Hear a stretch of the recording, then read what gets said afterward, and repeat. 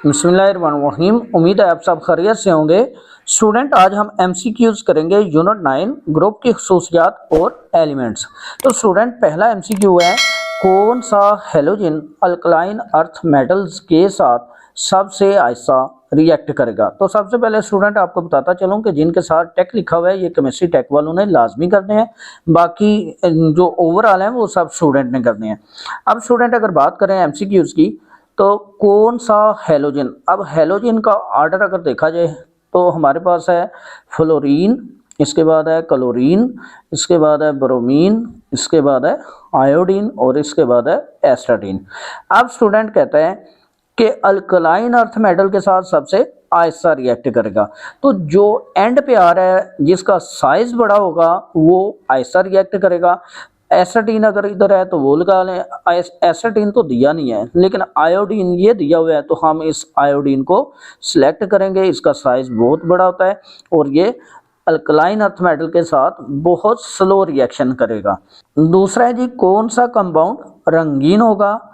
पहला ऑप्शन है KCl potassium chloride. Student, ये तो पर्पल कलर का होता है, ये तो उसकी गलत बात होगी। बेरियम क्लोराइड, ये स्टूडेंट हल्का ग्रीन यानी सब्ज होता है। एल्यूमिनियम क्लोराइड ये बेरंग होता है यानी इसका कलर नहीं होता। निकल क्लोराइड ये तो बहुत ज़्यादा यानी डार्क ग्रीन होगा। अब स्टूडेंट आपने करेक्शन करनी है बुक पे कि कौन सा कंपाउंड रंगीन नहीं होगा, तब जाकर आप ये वाला ऑप्शन सिलेक्ट करेंगे। अगर यही इसका ऑप्शन रखें ना, कौन सा कंपाउंड रंगीन होगा, तो आपको पहला, दूसरा और चौथा ऑप्शन ये सिलेक्ट करना पड़ेगा। तो मेरी राय है कि आप यहाँ पे रंगीन नहीं होगा ये लिखें और एल्यूमिनियम क्लोराइड इसको सिलेक्ट करें, तो आपका जवाब दुरुस्त होगा। तीसरा एमसीक्यू है, किन एलिमेंट्स के एटम में मजबूत तरीन बाहमी कशिश मौजूद होती है। अब स्टूडेंट एलिमेंट पहले देख लें कौन कौन से उसने दिए हैं। मैग्नीशियम है, कैल्शियम है, स्ट्रांशियम है, बेरियम है। ये तो अल्कलाइन अर्थ मेटल की बात कर रहा है। अब अल्कलाइन अर्थ मेटल के अंदर जो हमने ऑर्डर पढ़ा था वो था बड़ी, मझ, का, सर, बड़ा। अब स्टूडेंट यहाँ से ऊपर से नीचे आए ना तो इनका साइज बढ़ता है। जब साइज बढ़ता है तो कशिश कमज़ोर होती जाती है। इसका मतलब जो ऊपर वाले हैं ना इनका साइज छोटा है और इनके बाहमी कशिश जो है वो मजबूत है। अब देखें बेरिलियम है, नहीं वो तो नहीं है। मैग्नीशियम है तो इसको टिक कर लें, क्यों, इसका साइज छोटा है और इसके एटम में मजबूत तरीन बाहमी कशिश होगी। अगर कम तरीन बोलता है तो फिर हम बेरियम वाला ये वाला लगाएंगे, क्यों, ये लास्ट पे आ रहा है। चौथा ऑप्शन है जी आपके पास, किस ग्रुप के तमाम एलिमेंट्स रंगीन है। ये भी स्टूडेंट इसी तरह गलत इसने लिख दिया हुआ है, क्यों, क्योंकि ये जो आपके पास है ना छठा ग्रुप, चौथा ग्रुप, पांचवा ग्रुप, ये तो कलर कंपाउंड होते हैं, ठीक है।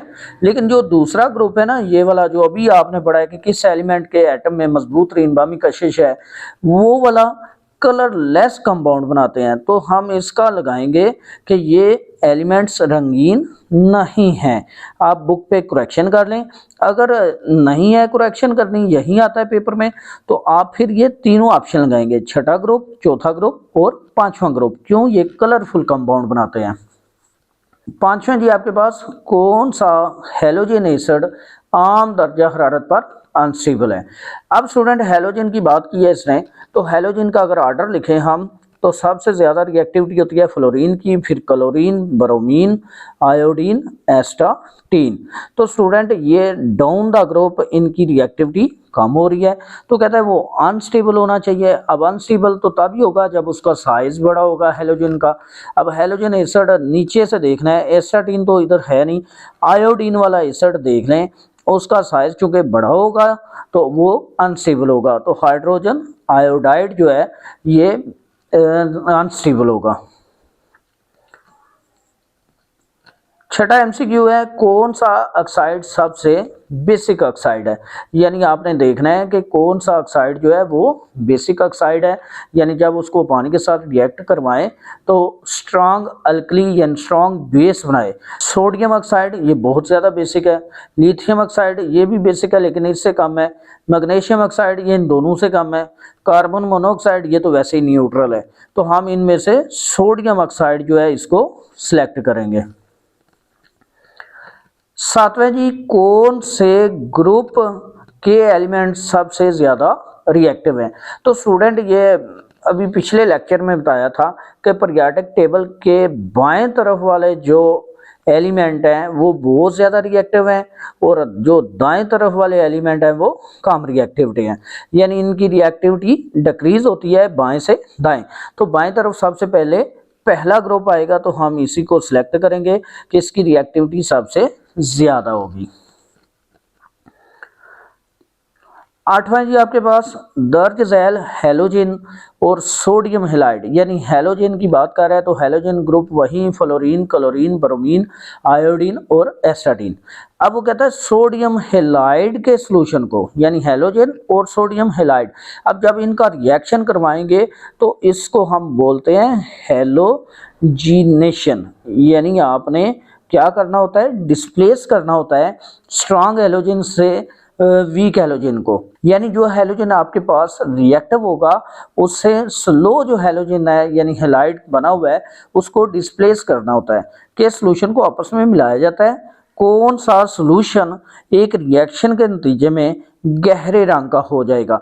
अब स्टूडेंट हैलोजन का अगर ऑर्डर देखें तो हमारे पास सबसे ज़्यादा रिएक्टिविटी है फ्लोरीन की, फिर आपके पास है क्लोरीन, फिर ब्रोमीन, फिर आयोडीन, फिर एस्टाटीन।